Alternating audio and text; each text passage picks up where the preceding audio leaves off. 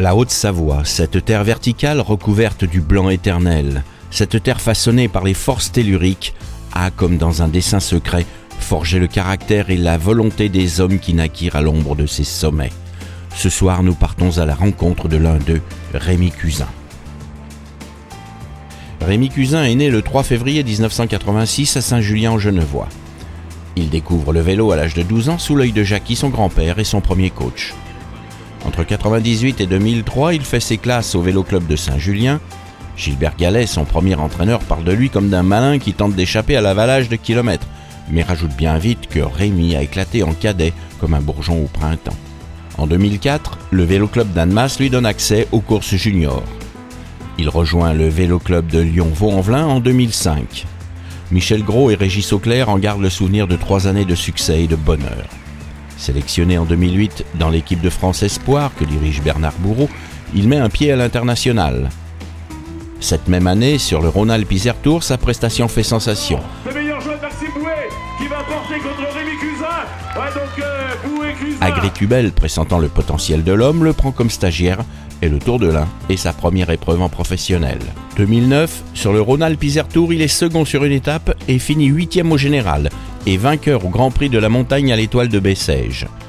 2010, Agritubel disparaît, Cofidis l'accueille. Le Giro est son baptême en long courrier. Petit à petit, le palmarès s'étoffe. Un magnifique Tour du Danemark en 2011, le Tour de Catalogne, le Grand Prix de Lugano, le Tour du Luxembourg. Une carrière se construit. Gageons qu'au sein de sa nouvelle équipe, Team Type 1, il nous ramène l'Amérique. Bonjour Rémi, parlez-nous de cette équipe, Team Type 1. Elle est particulière, américaine, avec un sponsor français. Cette équipe s'appelle Team Type 1 Sanofi. Donc Team Type 1 correspond au diabète de type 1 parce que cette équipe a été créée il y a plusieurs années, il y a 5 ans par un diabétique et son ami diabétique aussi qui rêvait de faire du vélo et du cyclisme en compétition. La classique des Alpes juniors évolue. C'est le comité d'organisation du Tourneur Isère qui assume depuis cette année, avec une certaine fierté, je dois vous l'avouer, l'organisation de cette course. Vous la connaissez bien pour y avoir participé vous-même. L'organisateur a souhaité donc la présence d'un jeune de la région pour en être le parrain. Alors Rémi, qu'avez-vous ressenti quand on vous a adressé cette demande ? Quand j'ai reçu le coup de téléphone de Pascal pour être parrain de la Classique des Alpes, j'ai tout de suite accepté. Pour moi, c'est comme une victoire, c'est gravir les échelons et j'en suis tout honoré de pouvoir aujourd'hui être parrain d'une course de très très haut niveau junior, une course que j'ai fait mes deux années junior, donc je suis très fier.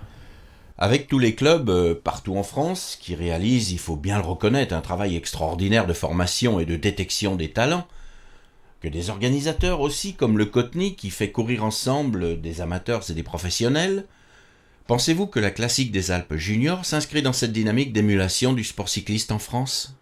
Moi je crois sincèrement que c'est un tremplin, c'est quand même la course de référence chez les juniors. Maintenant, en plus elle fait partie de la Coupe de France des juniors, donc c'est vraiment une course très très importante pour les juniors et pour tous ceux qui ont envie d'aller plus loin. C'est sûrement une course à noter et à cocher dans le calendrier. À l'examen des contraintes qui pèsent sur une course, on se demande si demain il en restera des organisateurs. Selon vous, y aura-t-il toujours assez de gens motivés pour préparer de ces courses intermédiaires qui favorisent l'arrivée des jeunes, ou pourrait-on mieux faire ? Je pense qu'on peut toujours mieux faire, mais il faut voir qu'il y a beaucoup de bénévoles qui travaillent et qui forment les jeunes, qui prennent beaucoup de leur temps. Dans les plus jeunes catégories, donc j'étais au Vélo Club de Saint-Julien et ils faisaient un gros travail pour les jeunes, qui font toujours d'ailleurs puisque je suis licencié au Vélo Club de Saint-Julien. Et pour tout ce qui est des grosses courses, des gros déplacements, c'est vrai que le Team Haute-Savoie fait beaucoup de travail aussi et fait une sélection de tous les jeunes dans les petits clubs pour aller sur ces gros rassemblements. Et ensuite, dès qu'on passe la catégorie espoir, c'est vrai qu'il y a des gros centres de formation Et en Rhône-Alpes, on a des belles équipes, que ce soit Vaux-en-Velin, que ce soit Chambéry Formation, Roanne, et j'en oublie. Donc je pense qu'il y a vraiment un gros niveau dans cette région Rhône-Alpes. Alors si j'avais un message à passer pour tous ces jeunes, c'est qu'il faut certes persévérer, il faut prendre beaucoup de plaisir en faisant du vélo, pas que ça soit plus contraignant que plaisant, donc beaucoup de plaisir et puis pas perdre de vue non plus les études, parce que c'est vrai qu'une carrière ça passe très vite, mais après il y a toujours une vie après le vélo, donc voilà, pas perdre de vue les études et puis prendre beaucoup de plaisir. Merci Rémi Cusin, on vous souhaite le meilleur pour l'avenir. Merci. On fixe un rendez-vous ? Je vous donne rendez-vous sur la ligne de départ le 2 juin prochain pour la Classique des Alpes Juniors.